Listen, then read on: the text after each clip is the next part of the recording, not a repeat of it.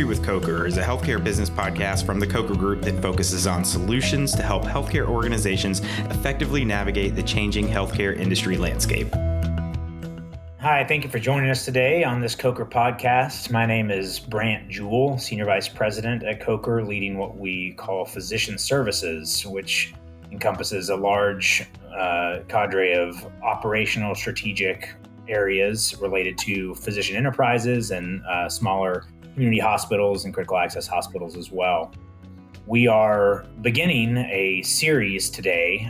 This is an introductory session to introduce what will be a series of topics related to physician enterprise performance and how we work with clients and organizations to not only identify those areas of performance and gaps and opportunities, but also to implement solutions and sustain a higher performing infrastructure and relying upon data and analyses to drive those decisions and really developing a culture of high performance around that data as part of the work that we do. I have two of my colleagues today joining me, Kelly Raffel and Andrew Sobczak, Andy. And I would like maybe for them to just quickly tell you who they are and where they're from, and then I'll do the same and we'll tell you more about what we're going to be covering and how we're going to approach this series that we're excited to share with you guys. So, Kelly? Thanks, Brant. It's a pleasure to be here today. I have been with Coker for about 4 years. Prior to that, I spent my career on the provider side, where I partnered with physicians as we really worked together to try to transform healthcare and to provide the best environment that we could to meet the needs of our patients. So some of my areas of expertise included strategic planning, project management, and new services development. And now I'm a proud member of the Coker team.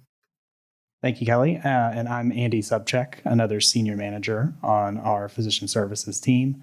I've been with the firm for about 5 years now and have had roles leading up to this point, both in the provider space, but also at other consulting firms, all of them focused in the physician enterprise. So whether it was leading a practice or group of practices or leading other, performance improvement type consulting engagements, all of that has kind of led me to this team and this firm, and happy to be here to talk about this topic today. Thanks. And again, my name is Brant Jewell, located in Nashville, Tennessee, and have worked for several different consultancies, the advisory board and others around all things related to medical group management and strategy, as well as value-based care. A lot of that has been acquisition oriented, and then also just bread and butter performance improvement and how we increase revenue and better manage expenses related to physician enterprises.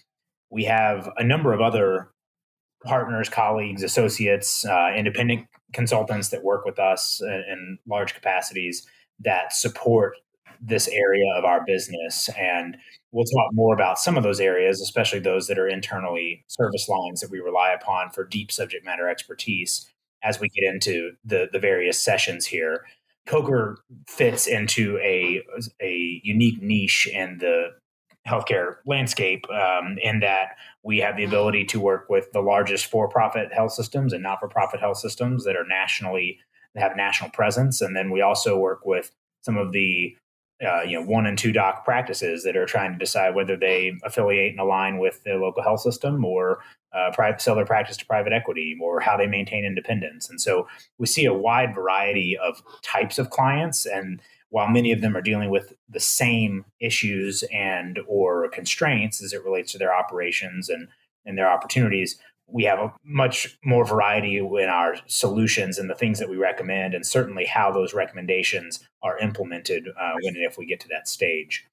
We have a philosophy around the way we work that is very much data-driven, but also significantly relies upon the more qualitative side of physician enterprises operations. And so we will often see, for example, that you could benchmark all day and have great thoughts based upon the data and analyses, but at the end of the day, managing that change or having a realistically implementable recommendation is harder to come up with. And we learn so much in our work from talking to the providers, talking to administrators and leaders, and sitting in waiting rooms, talking to staff, really getting into the nitty gritty of not just that we have a patient access issue and that it's worth X amount to us to fix, but what's it going to take to move it? And is it specific scheduling algorithms or visit lengths or visit definitions? The really granular things that sometimes get overlooked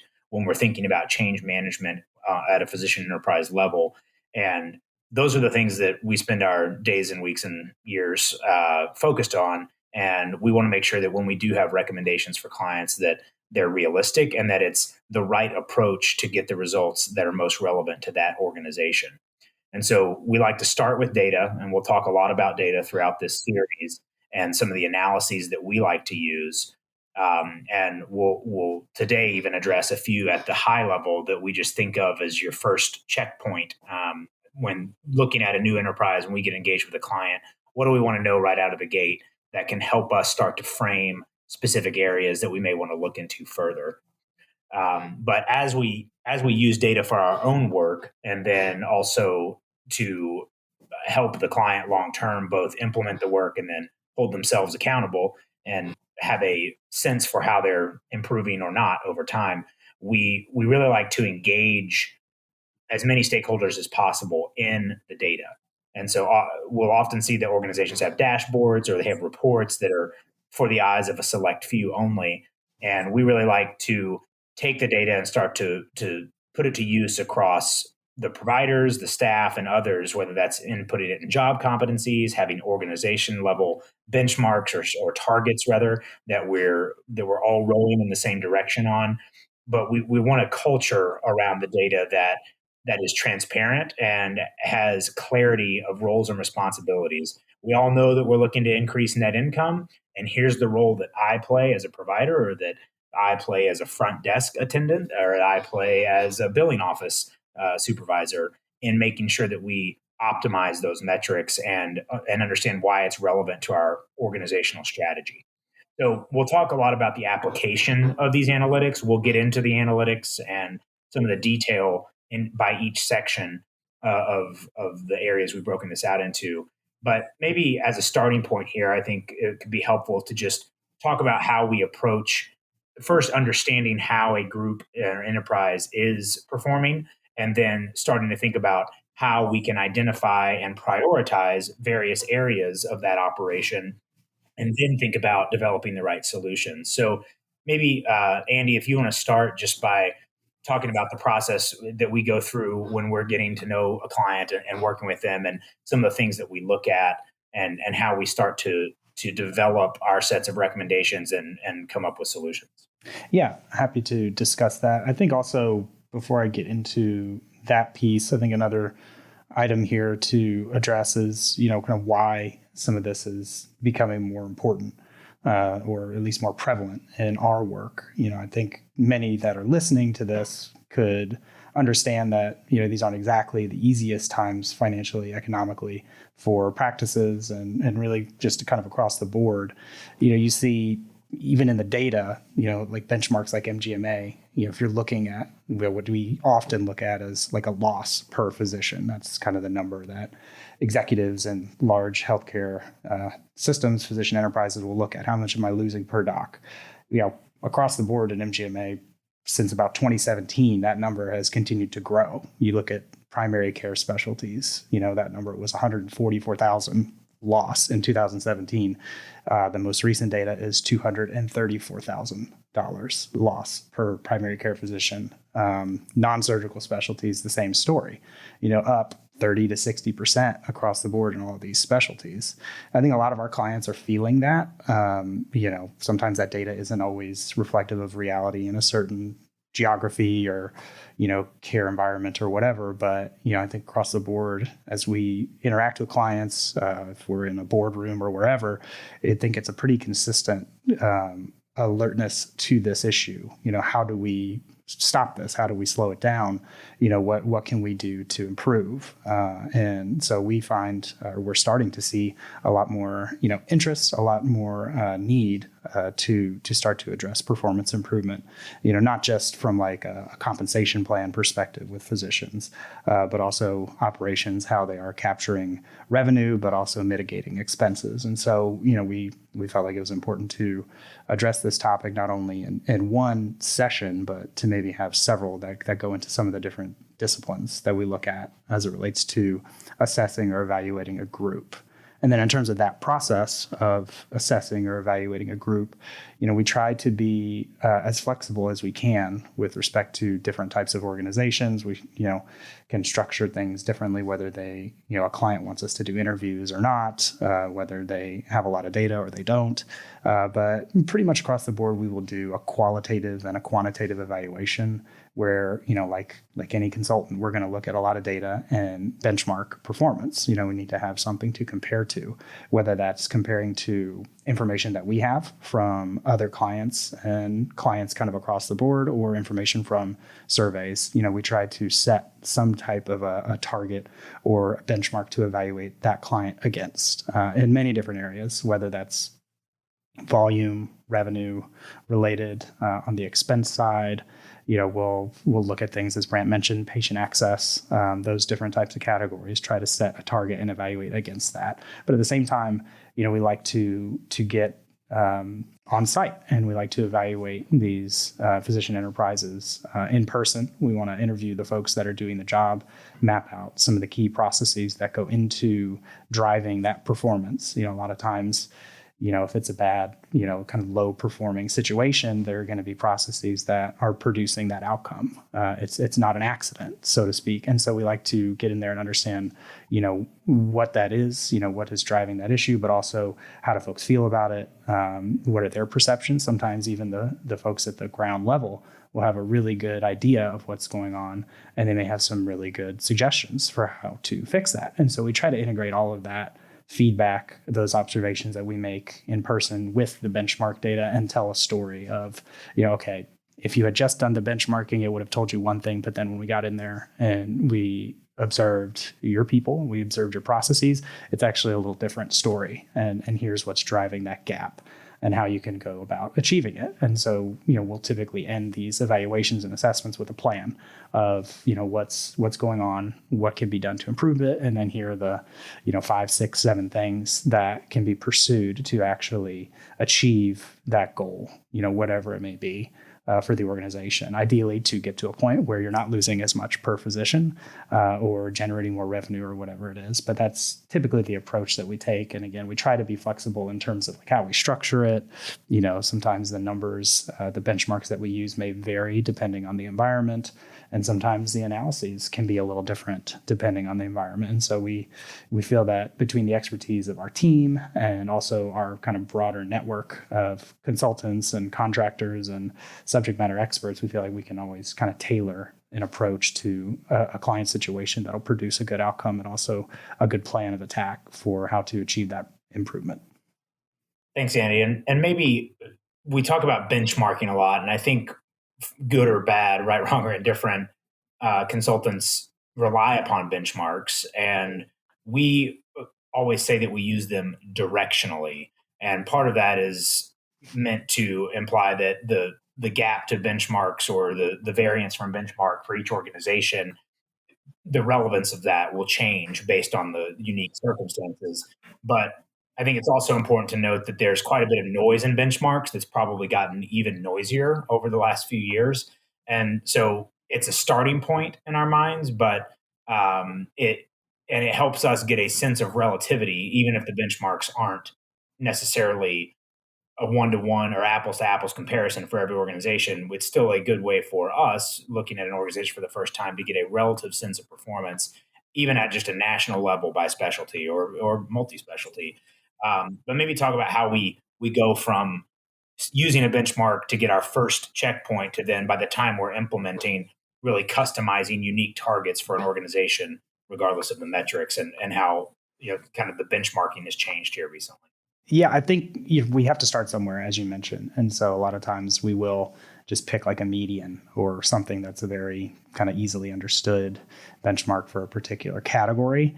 and compare that to the performance. But, as we go, if we find for whatever reason there's some noise in the data, whether it's a sample size issue or if you look at the actual definition of a particular benchmark, maybe it's a revenue benchmark and you look at that client and think, oh, well, this benchmark's including ancillaries in the revenue or whatever it may be, and this client doesn't. And so we kind of have to calibrate around that, whether that's finding a different benchmark or making, kind of educated adjustments to the benchmark to align things more closely with that environment. We will do that kind of as we learn more about that particular client situation.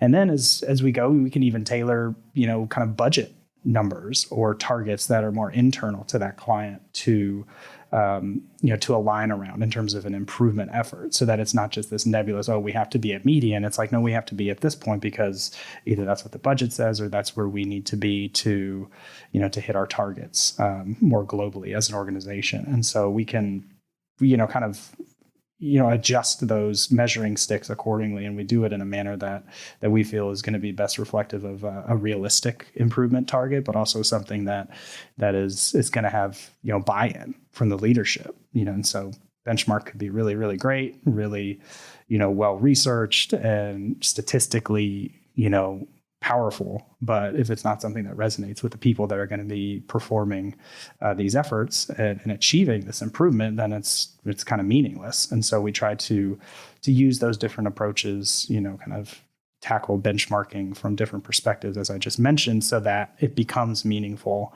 for a particular client and their team, so that it's then something that they can rally around and we can reference throughout the life of like an improvement effort.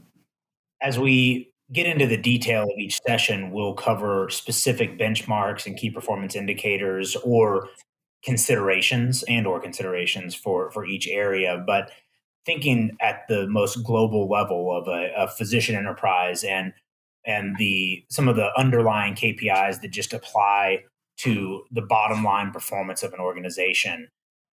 Kelly, can you talk through some of the things that will be the first touch points and first sets of analyses that we may look at with a new client or an organization to get an understanding of how they're performing financially and operationally, and where we may let the other analyses we conduct lead us down those paths?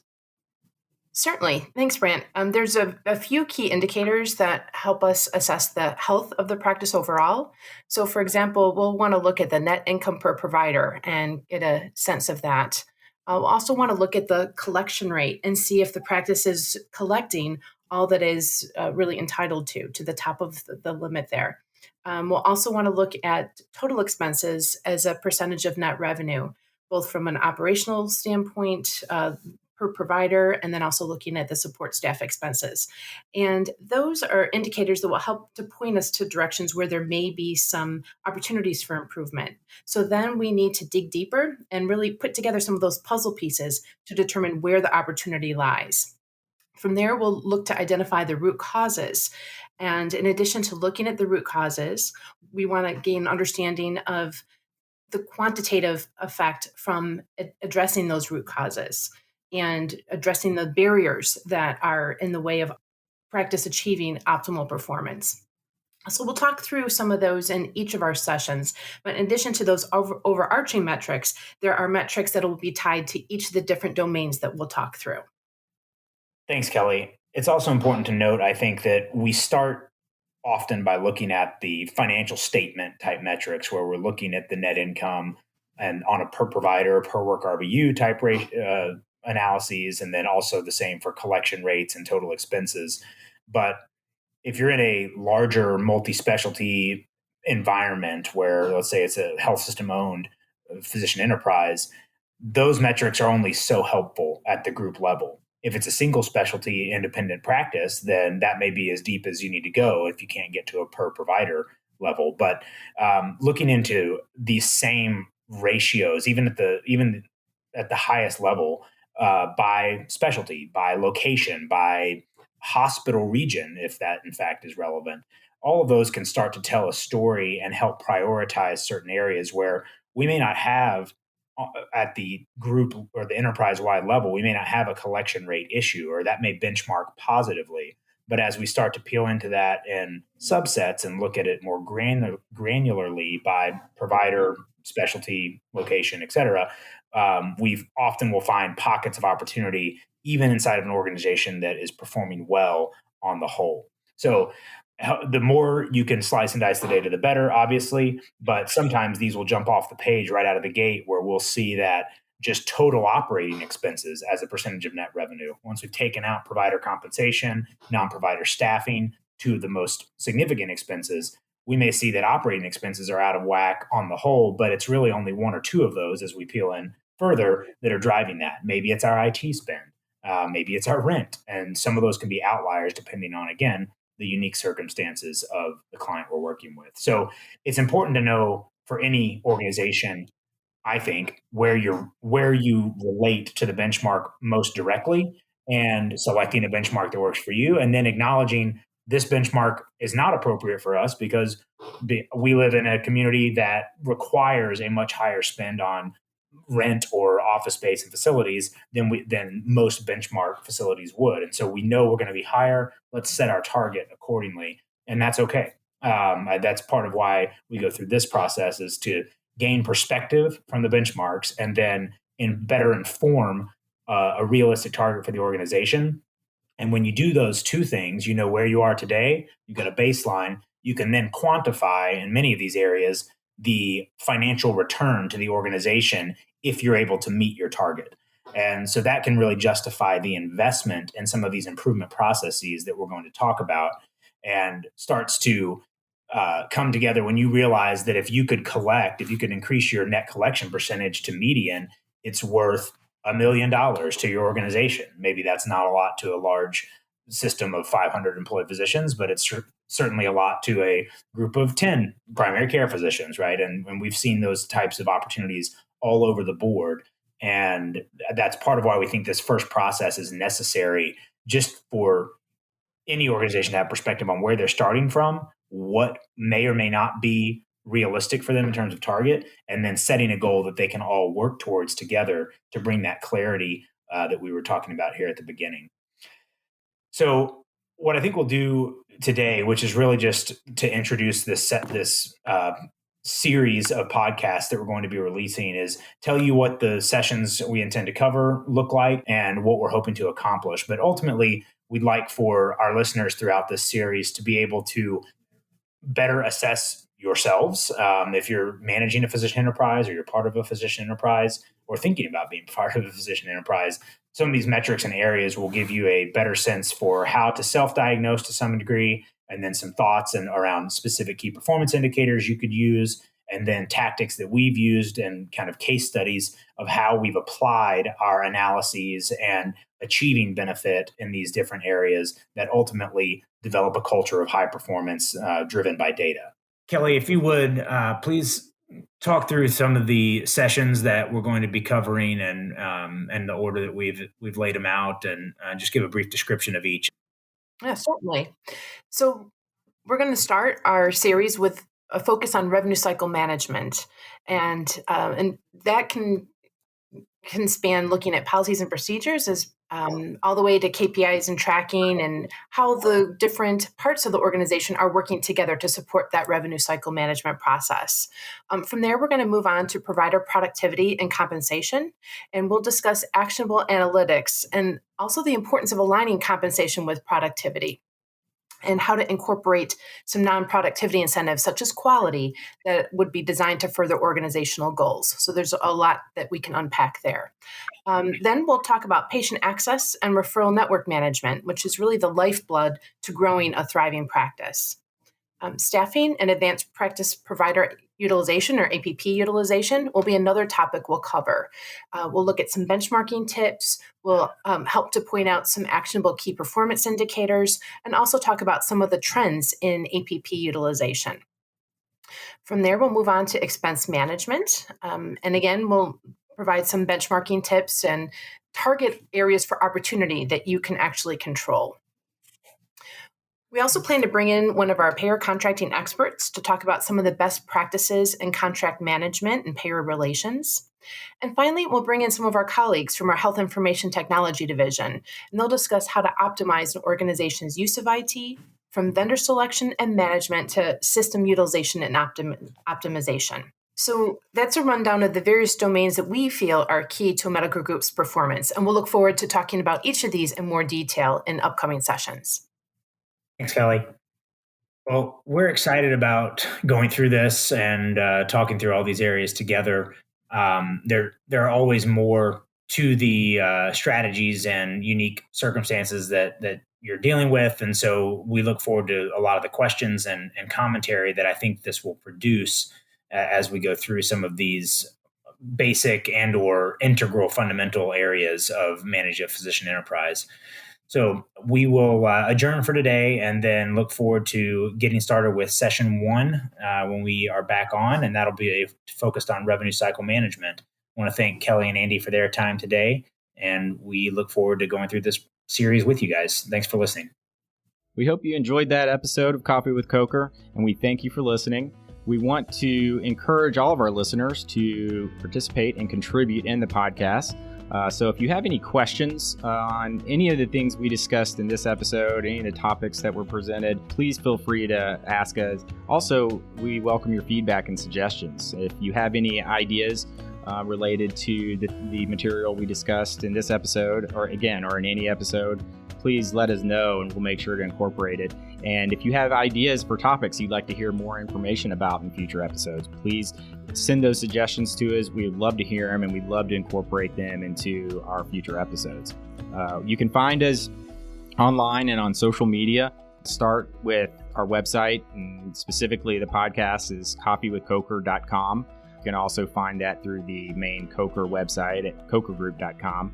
You can also find us on social media, Twitter at Coker Group, and then on LinkedIn, you can search for Coker Group and find our page and the page for some of our team members as well there. So you can find us and reach out to us a number of places. And then if you want to contact us directly, one of the best ways to do that, email feedback@cokergroup.com. That's feedback@cokergroup.com. And again, we'd love to get your feedback. And we'd love to encourage everyone to subscribe to the podcast so that you can be notified when future episodes are released. We look forward to the next episode, and we look forward to getting your suggestions and feedback on this episode. Thanks for listening, and we look forward to speaking with you again on future episodes.